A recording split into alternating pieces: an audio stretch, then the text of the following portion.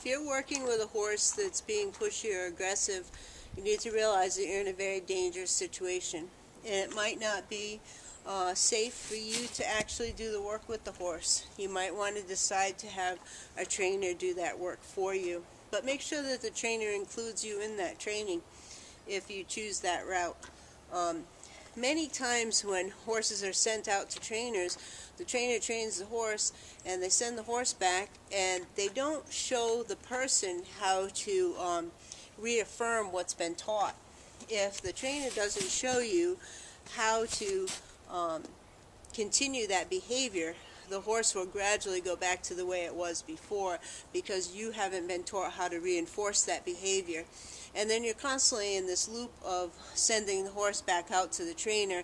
It comes back and it behaves for 2 weeks, and then you're sending it back to the trainer again, and you're wondering, what the heck am I doing wrong? You're not doing anything wrong. Your trainer hasn't shown you how to reinforce the behavior that they've taught that horse. So if you have that never-ending cycle of sending the horse back to the trainer, you need to either have that trainer or find another trainer that will do it, show you how to reinforce the behavior that they're teaching that horse. I'm going to show you some things that I use with teaching a horse that's aggressive over treats and it's pushy in general. And I use treats to do it.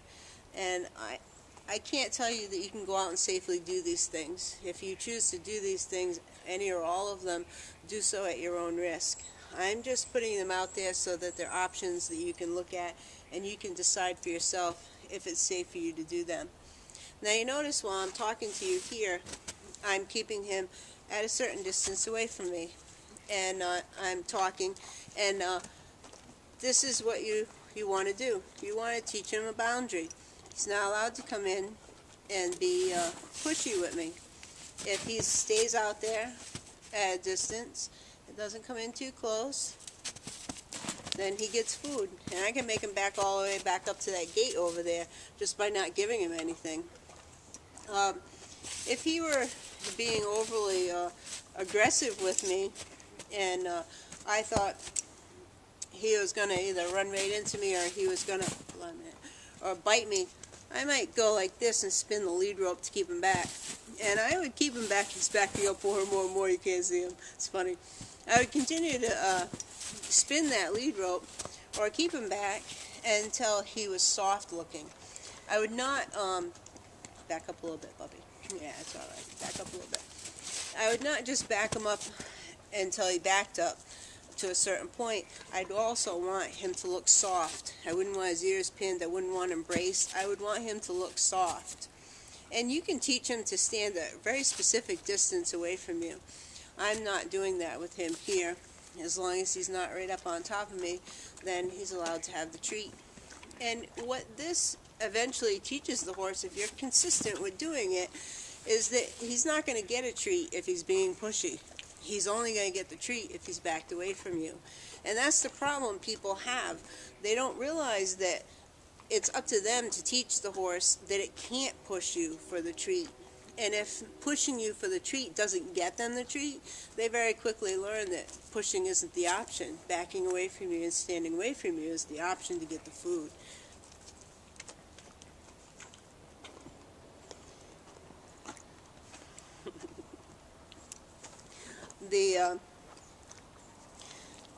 I went and got some really high quality green hay with 50% alfalfa in it to try and get him to be a little bit pushy about the next couple things that I'm going to show you. And I'm going to do them later on. I'm going to wait till it's maybe an hour or so past his usual feed time, so he's a little bit hungry. And I'm hoping that with him being a little bit hungry and it being a lot of alfalfa and some very nice green hay, that I might get him to be a little bit pushy for you, so that I can show you some lessons that you can do with a horse that's being pushy at feed time.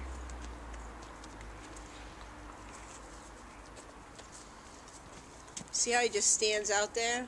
Because he knows if he comes in and he's pushing me around, he's not going to get anything. And that's what you're teaching the horse. You push me, you don't get it. Many times what happens though is the horse gets in on top of them and they want to hurry up and get rid of them, so they give them the food. And when you do that, you're just teaching them that they should push you more. So they shouldn't get what they want, whether it's food or to go out or whatever it is that they want. They should not get what they want if they're pushing you.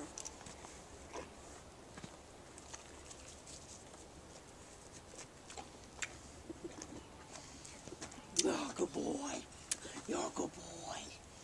Bubby's fantastic, huh?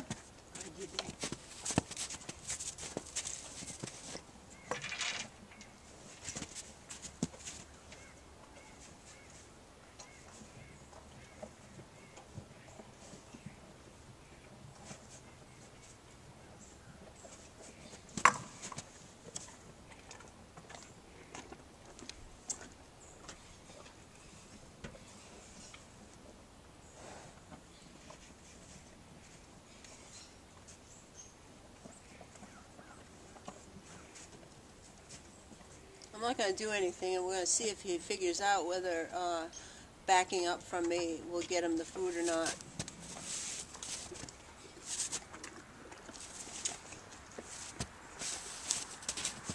This is trained behavior. This is what you want to teach your horse. Horses don't come trained to do this. You need to teach them to back away from you. You need to teach them not to be pushy.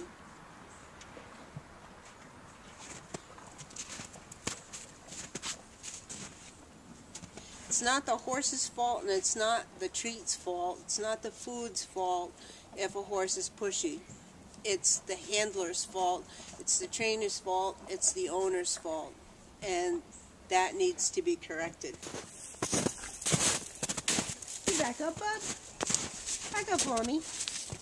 That's a good boy. All right. Oh, no, you gotta back up. Back up. Back up. Yep, back up. Good boy. That's very nice. Very nice. Back up, Murrah. Back up, Murrah. That's very good. Yep, hold on. No. Back up, Murrah. Back up, Murrah. Back up. Wait. That's very nice. His ears are forward now. Give me a kiss. That's a good boy. Good.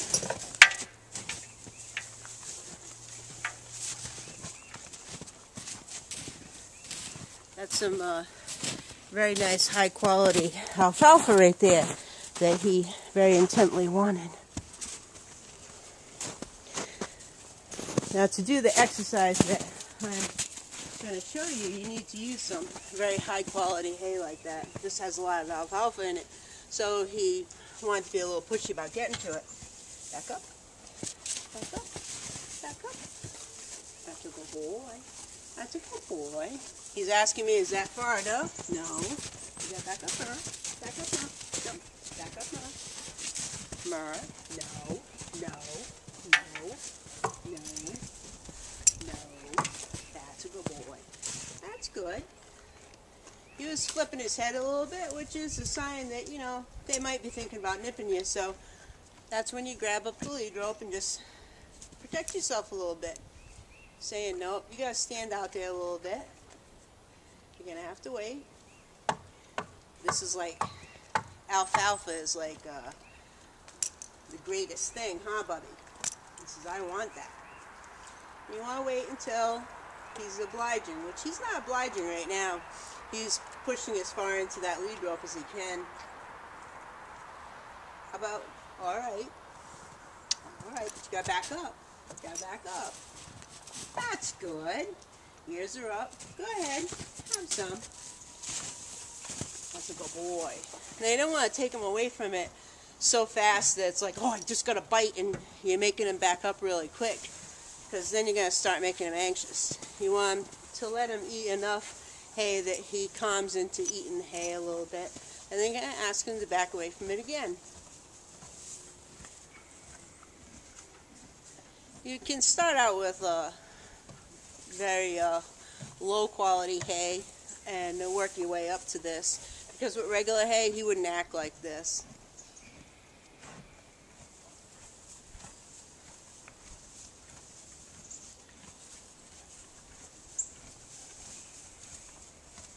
You should always be able to back a horse away from its food. You should never be in the situation where the horse is being aggressive towards you, but it's not necessarily the food's fault. It's the fact that the horse hasn't been trained to do that. Horses are not food aggressive unless they've been starved, malnourished, or teased a lot, or been in a situation with other horses that are really pushing them around over their food. Food aggression does not come from giving horses treats. If a horse is aggressive with treats, you'll find that that horse is also pushy when treats are not involved, when food is not involved. And it's really up to the person to teach the horse that it's inappropriate for it to be pushy in every situation, regardless of whether there's food involved or not, especially when food is involved. To just say, no more treats, and the problem goes away, does not go away. The problem is being ignored. It's not being addressed. It's okay in the short term to say, okay, he's biting and so forth, so I'm not going to give him treats. But you have to eventually work on that problem. You can't just say forever no more treats and the problem goes away. It's just being hidden, and somebody's eventually going to be bitten. Now, I don't just walk right up to him and go, oh, back up really quick. You know, I pet him a little bit and then tell him, come on, Bubby. Bubby, back up. Come on. Come on, back up. Back up.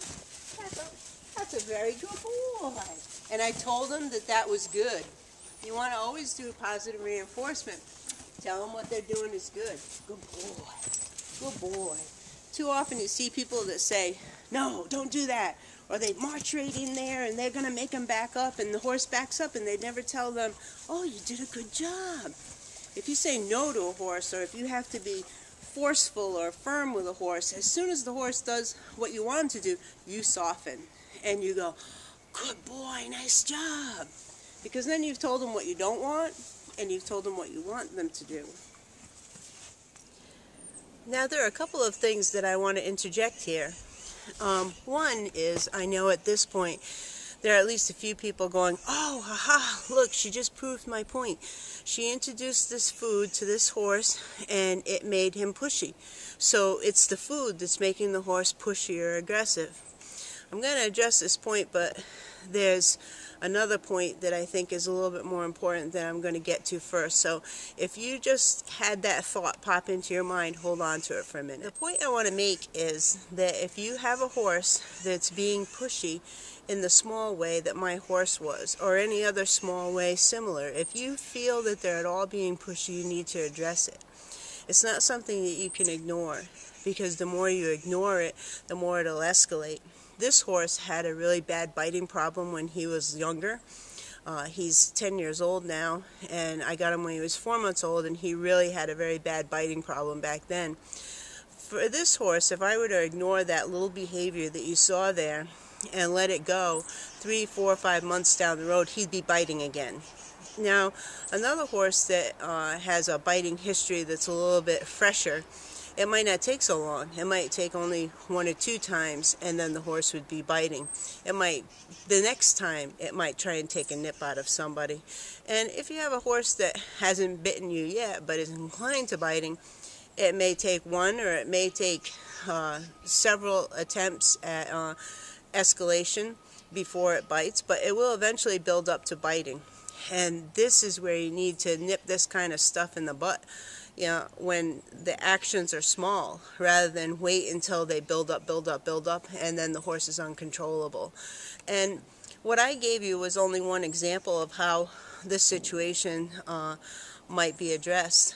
I can't give you a canned solution and say, use this and it'll work in every situation. When you deal with horses, you have to really be aware of what's going on, and you have to have a lot of different things that you can pull out and try. And I give you these examples so that it's something that you can think about, well, will it work here or won't it work here? But if you choose to use what I show you, do so at your own risk, because I can't see what's specifically going on with you and your horse, and I want you to always be safe. Now, for those of you that it pop into your mind that, aha, it's the food that made this horse pushy, it's the food's fault. The food is merely a trigger. It's a trigger just as anything else could be a trigger. Say if this horse saw a group of horses out there at play and he wanted to go play with them, and his desire to go play with them was brought up to the same level as his desire to have this alfalfa that's in this hay, he would be pushy in that situation. Say, an example from when he was younger. It took him a couple times in a horse trail, and he went to a place that was kind of exciting to him, a horse camp. Well, next time he saw a horse trailer, he was all excited to get on. And you say, why wouldn't you want a horse excited to get on a trailer? Well, if you're not ready to put him on the trailer and the doors are all closed and you're doing something else and he's trying to push his way and get onto the trailer, well, that's not any good. And it's just that the horse hasn't been brought to that level of training yet. And his excitement over getting onto the trailer is the same as his excitement for the alfalfa and the hay. His excitement to go play with the other horses is the same. In all three cases, his level of excitement was brought up higher than he's had to experience in training before. It's not the food. The food is just a trigger. For another example, say every time you ride your horse or do whatever with your horse, you believe that your horse is never going to leave level number 1 in training. He's always going to have to function in level number 1. So you never train him above level number 1, because in your mind he's never going to go to level number 2. He's never ever going to need that. So for as long as your horse is in level number 1, he operates very well. But on the rare occasion when you have an emergency or something oddball shows up, like I introduce him to something that he's never had before that really triggers his desire, then he leaves level number 1 of training and goes up into level number 2. And because he's never been trained at level number 2, then he reacts adversely compared to being in level number 1. So if you're going to train a horse for a certain level of training, whether it be 1, 2, 3, 4, 5, or 6, you should always attempt to train them at one level higher than what you believe that they'll be participating at in the events that you're going to take them to. For example, say you have a horse that is very over spooky, and you train him in the paddock or the arena, and you train him very well to all different objects, all different exercises, and he's fantastic in level number 1 in the paddock and the arena. Well, then you take him out on the lawn, and there's increased stimulus, just as there's increased stimulus in giving him the alfalfa or introducing him to new things. There's increased stimulus, so when he's brought out into the yard, he doesn't act as good about the spookiness as he does when he's back in the paddock. And if you skip this and don't train him well here and you take him to a show or out on the trail, the behavior gets even worse. So you need to, whatever level you're training the horse at, you need to train him for the next higher level. So the issue with my horse is not the alfalfa. It's he's only been trained at, say, level number 1, and he needs to be trained more at level number 2. He needs to be trained what to do when he feels overstimulated like that so that he maintains the behavior he has at level number 1. It's not the food, it's not the alfalfa.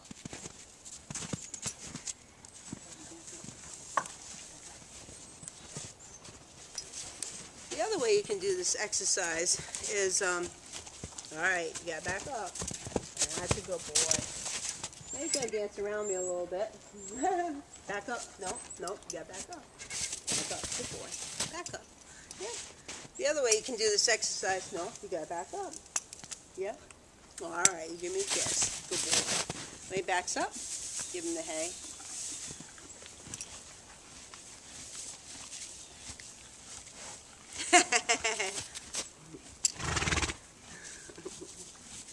This is what you would do with treats.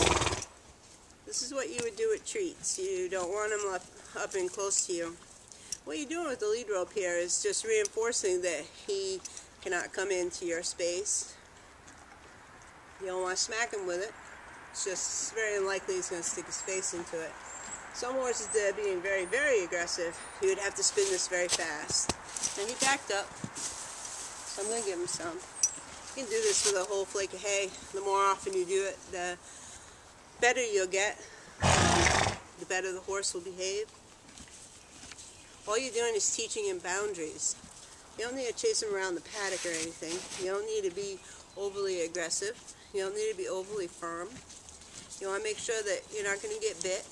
And you're making an extension of your arm using the lead rope. Now in this situation where I stand in front of me like this, a horse that likes to kick might kick me. You see where he turned his head that way? He might want to kick me. So in that situation, you wouldn't want to encourage the horse to keep going that way. You'd want to toss the rope a little bit towards his butt and get him to turn back towards you. As soon as he turns his head that way, it's not cocked in towards you. If he goes by you, you're in perfect position to be kicked. But he's not generally a kicker. He's not being aggressive right here. He's being a little bit pushy from time to time, but this is good. It's alfalfa, that's why he's being so so pushy about it. I purposely went and got some to show this, because he won't act like this with hay, so I wanted to get him to be at least a little pushy for you.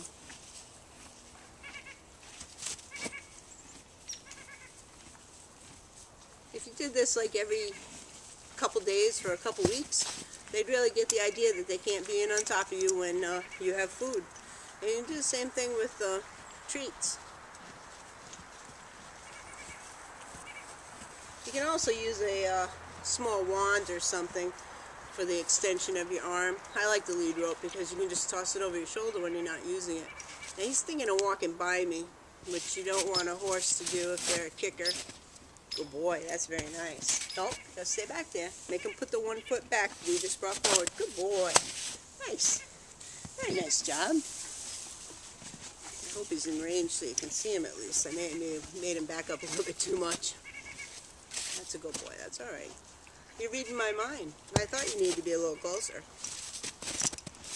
Now, how close you teach him to get to you when you're feeding him is totally up to you. You can make him stand way back there at the gate if you want to.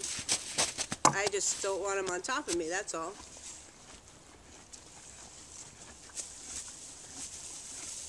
I allow him in right next to me, most cases, but as long as he's not being pushy.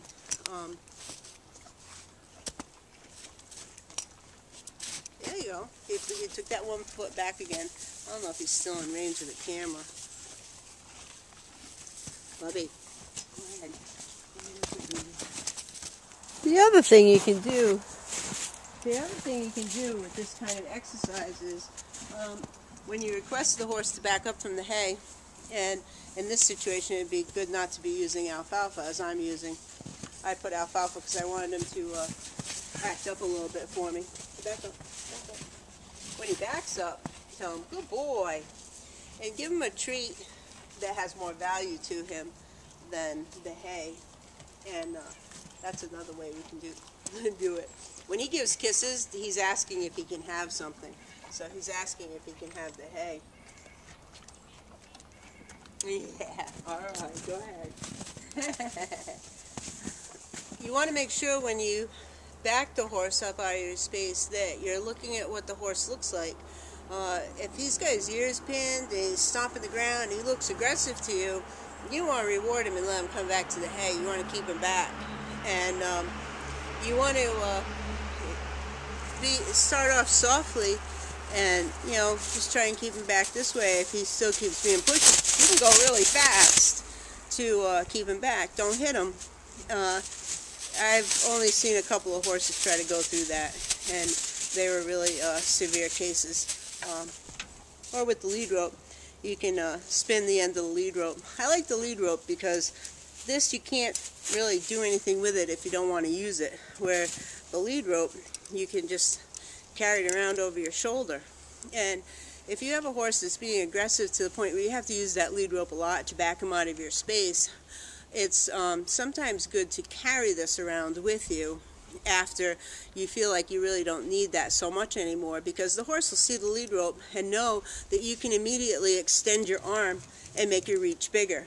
And he'll be less likely to want to try the stunt to renew the situation with you when he sees that.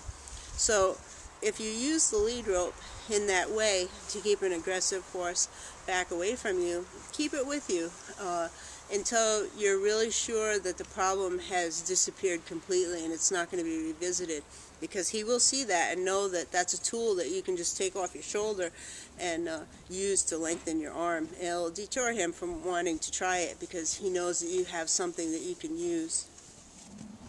Certainly if the horse is biting you, don't come right in and pet them like this. You could, if you have a horse that's being aggressive and you can't pet them while they're eating, you could come in and you could pet them with something else on the end of the dressage whip. He's like, I'll give her a kiss and maybe she'll leave me alone. You got to recognize with this horse, whenever he gives you a kiss, it's asking you about something. It's either I want something or I want you to stop doing something. Watch, he'll give me a kiss because he'll want me to stop pestering him with this thing. Watch him.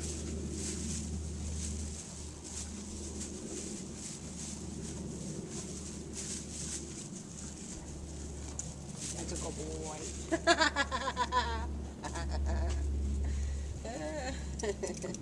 You should see him when the vet comes. When the vet comes, he just stands there, rapid fire kisses. Make the vet go away. Make the vet go away. Of course, being able to control your horse, being able to move him side to side, back him up, have him come forward, have him put his head down, all those things improve your ability to work with the horse and have the horse be less aggressive, because you've shown him in small ways, gradually up to bigger ways, that you can control him calmly without bringing on anxiety by chasing him around a paddock or chasing him around a round pen. You don't want to create anxiety. You want to do it with the smallest amount of force required, the smallest amount of firmness required. You don't want to always be at the top level, because someday you might need that top level of firmness. If you're always yelling and shouting and being pushy, you can't go up to that level because you're always already at that level.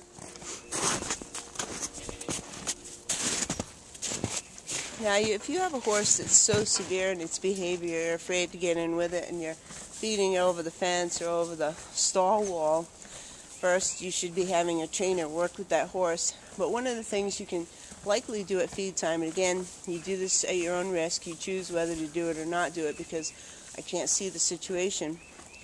But you might be able to take a long whip. You can get one even longer than this, a nice long dressage whip, so you know where within range of the horse. The horse, there's a fence between you and the horse, and you just very nicely put the whip inside and ask him back up. And when he backs up, go ahead, you hike, you hike. And you do that longer and longer. You do it very quickly, as I did just then, and then a few times down the road, you make him stand back a little bit longer, a little bit longer, a little bit longer. And if he has severe behavior issues, he's going to act up a lot more than he is. But if you're out at the end of the dressage whip, you're not putting your hands and arms and shoulders and so forth within bite range of him. And just be patient and take your time. And you have to endure. You have to outlast his behavior. You won't be able to quit while he's acting up, because then you've just rewarded him for acting up. So you have to have a lot of patience to choose this option and follow through with it. You can also do this inside the fence with a horse that is a little bit more pushy than you saw him be in this video.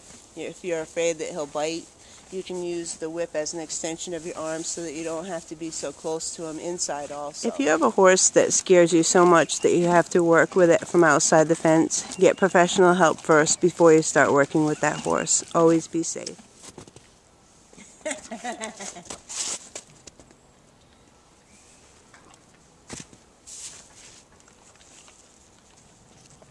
You want the same behavior at the gate. You don't want the horse bothering you at the gate. So what you do is you just wait. You can cue him to back up if he knows the cue to back up.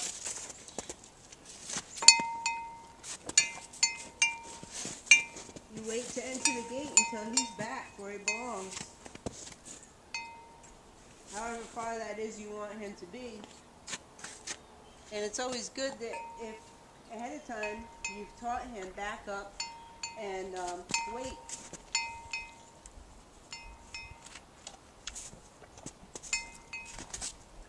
Now if he was to walk forward like you just did while I'm going to latch the gate, I just back him up to the same spot he was at. Wait, wait, wait, wait, wait, and I fix the gate. They don't come knowing how to do these things. These are things that are taught. These are boundary issues. And it's a wonderful thing once they know them. This also applies to at the fence. You want the horse to be in his own space behind the fence to get the food. And if you do that, he knows eventually that having his nose out over the top of the fence doesn't get him anything.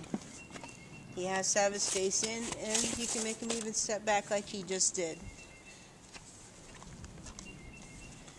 This teaches them that they don't need to have their face out over the top of the fence, pushing into you, nipping at you, or whatever.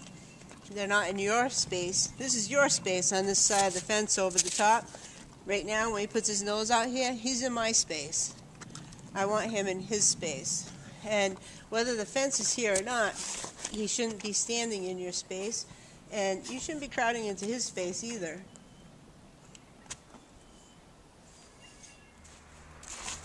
Hey, what's up? You've been a good boy, huh? You've been a good boy? All right, go to your bin. Go to your bin. That's a good boy. Good boy. Nice job, boo. Hold on, I'm coming. Chap's shedding. Spring's coming.